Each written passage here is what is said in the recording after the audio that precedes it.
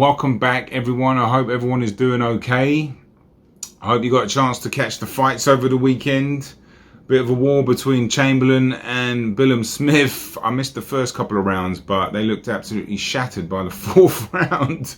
But good fight. And then I watched the Garcia fight last night. It was okay. He performed quite well, but Benavidez didn't really let his hands go like I thought it might happen. But anyway, moving on. We've got a good, interesting fight next Saturday. Virgil Ortiz Jr. returns against Michael Mckinson. And this fight has obviously been rescheduled, so I'm glad it's happening. It's not necessarily like the most mouth-watering matchup, but it is intriguing, and it will be interesting to see how both guys do, because you know I've been impressed with Mckinson and his attitude in the last couple of years. Really, he's been pulling some strings, and he's been performing well, and he's trying to take these big fights on. But before I get into that, I don't have my main computer right now. I'm sure everyone really cares, but I love to do all this editing and music and stuff, and that's on my other computer. So just bear with me while I get that fixed again. And for the Usyk AJ2, I'll have that back, and we're going to go into town on that. So for now, I'm just going to have to talk about this fight as best I can. Any new subscribers that are new here, I try to really, put a lot of editing involved and show exactly what I'm talking about, and bring, the elements to light, so to speak. So anyway, moving on, right? We're going to talk about these fighters. All right, let's start with Virgil Ortiz Jr. Obviously, he pulled out the last fight due to a very serious injury. I think it was something to do with overtraining or something like that. Then, he's back. And I've been very high on Virgil Ortiz for a long time. I think he's a fantastic fighter. Obviously, he's got tremendous power. He's knocked out everybody he's fought. Very, very, very hard puncher. And that's what he's going to be looking to do. And I think his punches and his speed and his power are, a thing to behold, because he's got that speedy, explosive, like stern, hard power in both hands, and I just love his fighting style. He's got a lot of heart as well, and I'm going to get into that in the fight breakdown a little bit, because Ortiz, when he gets backed against the wall like he has a couple times, he comes back, and I love seeing it when a fighter's got that stuff you can't teach, Ortiz has that. In fact, I'd probably favor him against Boots Ennis right now, because I know that he has one of the intangibles, is like when the going gets tough, and he's had a couple of fights where it's like, it's time to turn it on, and he's done that, and I love seeing that. So he's had some trainer issues. Obviously, it's been a little bit well documented. He was with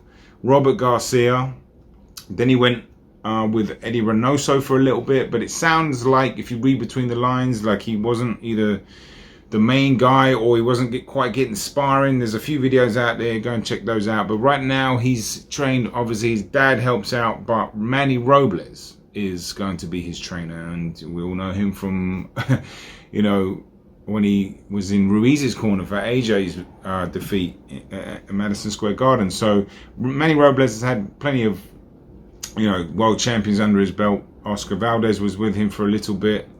I know he's had Dominic Brazil for a bit as well, but he wasn't a world champion. But he's been in the scene. He's a good replacement, or a good trainer. I think they've known him for a while too. So that's Virgil Ortiz done for now. Let's move on to Mckinson. Obviously, listen, I think he's a very interesting fighter. Okay, he's got great balance, great footwork. When I say great, I do almost mean it. Like, perhaps great's a bit strong, but like, he's got very good footwork and a very good base and very good shape, and he's very strong. He can't punch for the life of him. He couldn't crack an egg with those fists.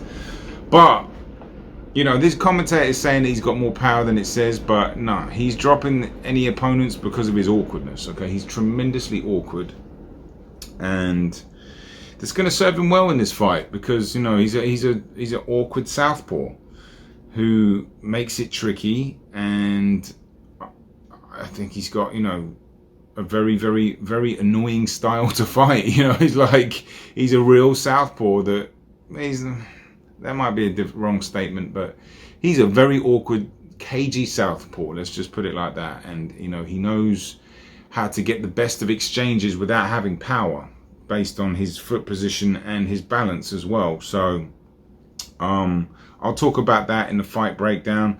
Normally I do a little section called the hurt zone, where I highlight when these guys were hurt in the past and does it play a part. But like I said, I don't want to bore you. My computer has all that, you know, stuff on there, so I'll briefly talk about it. Like, Chris Kongo hurt Mckinson. I think it might have been in an exchange from a left hand. But other than that, he has not been hurt or dropped at all. And he was only slightly buzzed in that Kongo fight. And Vergil Ortiz was hurt against Mean Machine. Tried to throw a left hook to the body, got caught with an uppercut on the inside. That's certainly something that can happen. Although Mckinson, I don't think, has the power to do that.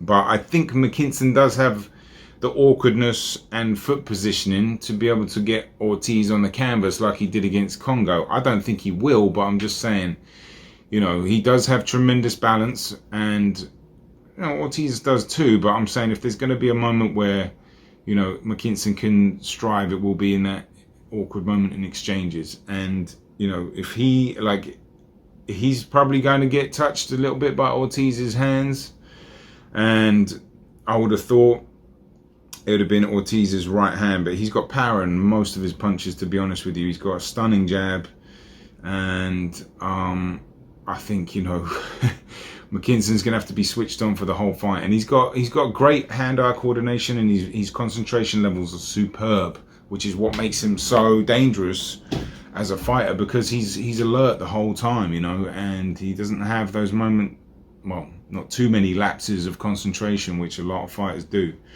But let's get into the fight breakdown and the prediction, okay? So obviously, like, this fight is in Texas, Virgil Ortiz's hometown. He's going to be looking to put on a performance, because he's raring to go. He's been out the ring, he's going to be inactive, and he's going to want to put on a decent performance. But what he normally does anyway, he normally comes out and he normally puts the pressure on. Obviously, he's a power puncher, so he's going to let his opponents feel his power. So I expect him to start backing Mckinson up straight from the opening bell, to be honest. You know, pushing that jab and shooting those 1-2s. He's got an interesting style because he keeps his hands up really high, like a high guard, almost peekaboo. But when he punches with the right, he'll bring the right down. Excuse me, this is the right. So he'll have it glued to his head. You normally don't punch from there. It's a really awkward shot. And he'll do that, and he'll come in high, and then he'll bring the right hand down and shoot it through. I'm expecting him to keep it simple against Mckinson, because those punches, you know, a lot like against a really awkward, tricky southpaw like Mckinson, those punches, like your left hooks, your classic shots, aren't necessarily always there. And Mckinson's got this, like, the closest thing you'll see to like one of those old fisticuff fighters. I'm not saying it is. It's just he has that jab really like leaning up high, and he uses it in many different ways. That could be a puzzle for Ortiz, and that could certainly throw him off. And I'm expecting Ortiz to have some difficulties in the early rounds, you know, and I think it could be a flat fight to start with some close-ish rounds, just because Mckinson is superb at diffusing his opponents. But you know, like I said, Ortiz is going to be gunning to put on a good performance, and it's in his hometown. I'm sure the crowd's going to be behind him. But, you know, you don't want to force it against Mckinson. He's very clever. He's very smart, you know. Big up the Pompey Massive. He's from Portsmouth down there in England, and I forgot to mention his old man trains him. And, you know, they've got great energy. I love listening to his interviews. He's saying the right things, but he's not coming for a paycheck. He's not coming for a paycheck at all. He's going to come to win this fight, and his best opportunity he has is to defuse Ortiz. And, you know, just make it a little awkward and annoying, which I think he will early on. And it'll be a puzzle for Ortiz to figure out, because I don't think he's ever fought anybody like Mckinson. And, you know, Mckinson hasn't ever fought anybody like Ortiz, which is why it's an interesting fight for me. Obviously, like I said, stylistically, it has its question marks where, like, are we going to get any action? But you know, Ortiz, I think, as the fight goes on, will, you know, when the rounds are close and you're in Texas, the rounds are going to go to Ortiz. They just are. And Mckinson doesn't have the best punching technique, nor does he really typically hit his opponents that clean. Mckinson's going to have to get a little scrappy with these exchanges, and now normally that would be counterproductive, right? You don't want anybody that can't punch exchanging with someone that can punch. That's like boxing suicide. Suicide boxing. But it's his best opportunities to get some points on the board based on his previous successes of getting in there. Mckinson's got great ability of getting his foot on the inside, which is normally like not necessarily where you want a southpaw position to be, but he ends up getting these opponents off balance with his exchanges and scoring points, frustrating his opponents. He's got to try to do that, and I'm not saying don't exchange like it's like I said, you got to try and understand what I'm saying, because I'm like, the way that Mckinson exchanges with people works in his favor because of his balance and because of his foot position and because of his weird unorthodox punches.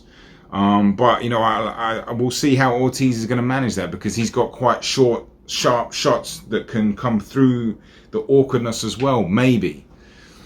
But I'm very curious to see how this is going to play out. On top of the fact that I'm sure Mckinson's going to feel Ortiz's power from early, even if it's on his hands or on his shoulders or wherever, and he might not want to exchange with that. But as the fight goes on, I think the rounds will tick up. I think Ortiz will be the clear winner. I just can't really see a case for Mckinson winning this fight. I really can't. I know he's a fellow Brit, but the reality is you're going to have to win 8 clear rounds in Texas.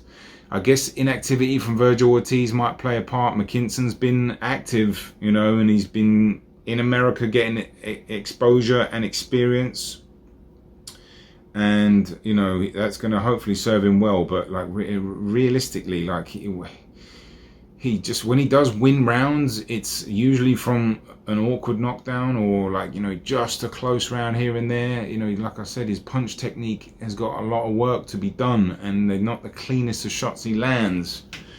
So he's got his work cut out. It's going to be an uphill battle for him. So I think I'm going with the Ortiz victory for sure.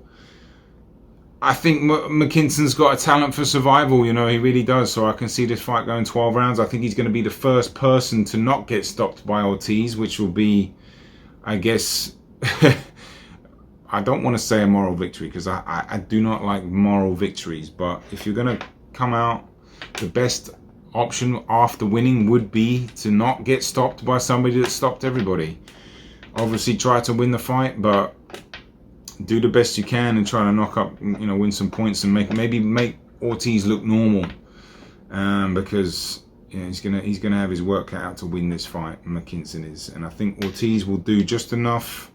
He'll get frustrated. It'll be an awkward fight. He'll win some, close-ish rounds. They're gonna give it to the house fighter, and Ortiz should probably come out with a unanimous decision, clear win for Ortiz.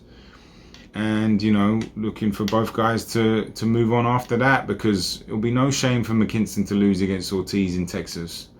Obviously if he gets blasted out in one round, you don't want to see that. But I think fair play to him for taking the fight. Fair play to Ortiz for taking the fight. It's an awkward fight.